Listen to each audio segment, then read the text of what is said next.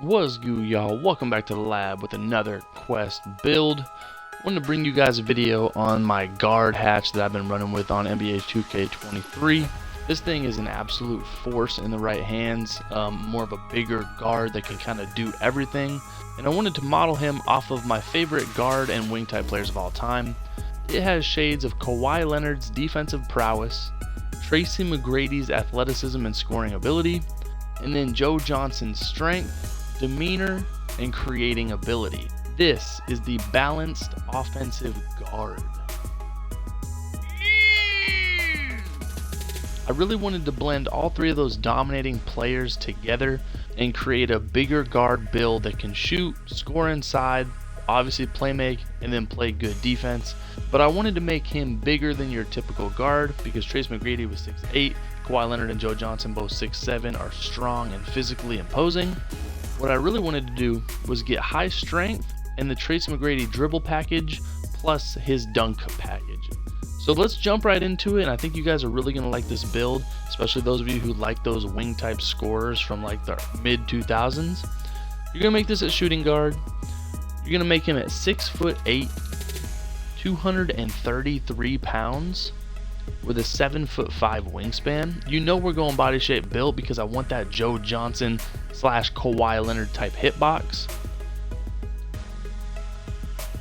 And again, follow along to a T to get this name and then tinker at your own discretion in your builder. But we're going to get our close shot to a 76. We're going to get our driving layup to an 80. That actually unlocks some of those nice layup packages. We're going to get our driving dunk to an 84 for those contact dunks and the Tracy McGrady package. And then we're going to get our post control to a 78. It's going to give us 19 finishing badges. You're going to be able to score inside, and when you do get a step on your opponent, you're going to be able to yam and flush with the best of them with those contact dunks. And 19 finishing badges is a nice overall number. What I really like about this build is that it's not necessarily predicated on finishing.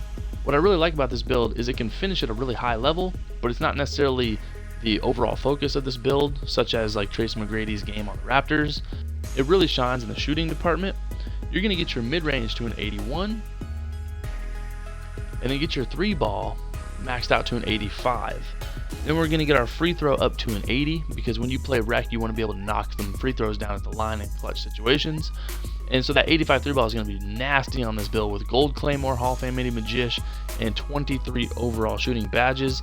This build at the 2 or even move to the 3 when you're playing with smaller peanuts is going to be able to really dominate from outside and space the floor while also being able to attack the basket, and you're going to see later in the strength is going to really pair with that finishing really nicely. But for playmaking, we're going to get our pass accuracy all the way to an 85. This really has some dimer in it. If you go to an 86, it'll change the name. And then ball handle, we're going to get this to an 85 as well because we want those Tracy McGrady handles. We want to be able to play like T-Mac when you're attacking the basket or sizing up your opponent. Then we're going to get your speed with ball maxed out to a 77. That's going to give you 23 playmaking badges. It's really a do-it-all playmaking build that can shoot threes and finish so far. But you're a great secondary ball handler. You can bring the pill up the court. 85 ball handler, you're not going to have to worry about getting plucked unless you're playing a true perimeter lock. And then the 85 pass actually allows you to be a floor general for your squad, whether you're making this at the 1, 2, or 3. If you want to be a point guard or a wing, you're going to be balanced offensively because that's literally what the name is telling us. But defensively, this is the real kicker on this build. We're going to get our interior defense to a 71. We're going to get our perimeter defense to an 81. We're going to keep our stealies at a 46. We're going to get our block to a 75. And then we're going to get our defense rebound to a 74. And see, when you go up one tick to 75, it also ups offensive rebound. So sometimes you can find a little bit of extra juice to squeeze from your build in the builder. So when you go over certain threshes, it'll add some to other areas. So be sure that you're inking out every little possibility. So we're going to drop the offense rebound to a 29 to get the defense rebound thresh at a 74. It's going to give you 16 defensive badges. But the real kicker on this build is it is a balanced offensive guard with defensive take. So that's going to be really special on this specific build. I don't think you're going to see that in most cases when you have a balanced offensive player with defensive take. It's basically a two-way balanced guard, which is absolutely ridiculous. So you're going to be able to play perimeter defense. You're going to be able to switch out with your strength. When you do get in the situation of latching onto a post-scoring type player, you're going to have a 71 interior defense coupled with max strength. So you're going to be able to be fine playing defense in the post. You're going to have shot blocking ability at 75, and you're going to be able to grab rebounds. You're going to be very girthy. You're going to be that bigger type guard, and you're really going to feel it when you play peanuts and celery sticks or you get mice in the house. And then physicals, we're going to get our speed to a 78, get our acceleration maxed out to a 75, maxed out your strength to an 89, get your vertical to a 75 for those contact dunks, and then get the rest on your stamina to an 83. You could allocate a little bit of free throw somewhere to get a little bit more vert or stamina, depending on your play style.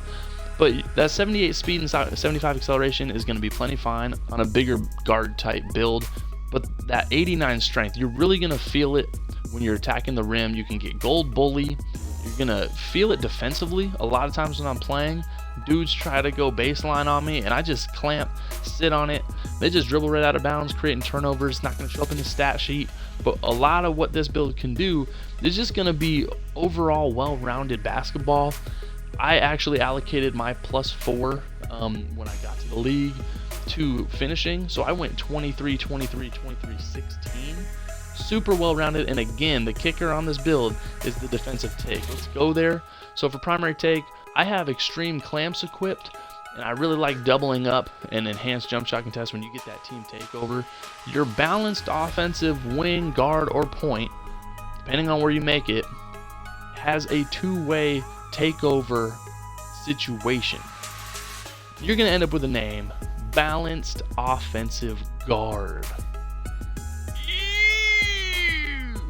I've been absolutely dominating with this build at the rec. Put up damn near 50 with my squad on some busters. And those of you who want that Allen Houston, Brandon Roy, Jamal Mashburn type, mash shuck and jive ability as a bigger guard, but paired with the all-time greats of Tracy McGrady, Joe Johnson, and Kawhi Leonard, you're going to get it in this build. Like I said, if you can make this at the 1, 2, 3, 4, or 5, might change the name, but balanced offensive anything with a defensive take, absolutely gruesome.